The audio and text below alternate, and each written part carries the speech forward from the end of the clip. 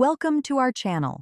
If you want to set up your SimpliSafe system follow these step-by-step instructions to get your device up and running quickly and efficiently. Step 1. Unbox your SimpliSafe system and ensure all components are included. Check for the device, power adapter, cables, and quick start guide. Step 2. Download the official app for your SimpliSafe system, from the App Store or Google Play Store. Create an account or sign in if you already have one. Step 3. Power on your device by connecting it to a power source.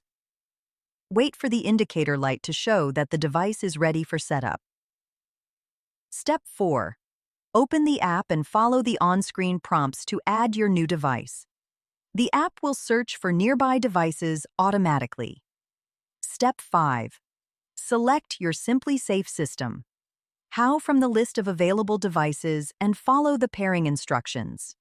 You may need to press a button on the device to initiate pairing. Step 6. Connect your device to your Wi-Fi network by selecting your network name and entering the password when prompted.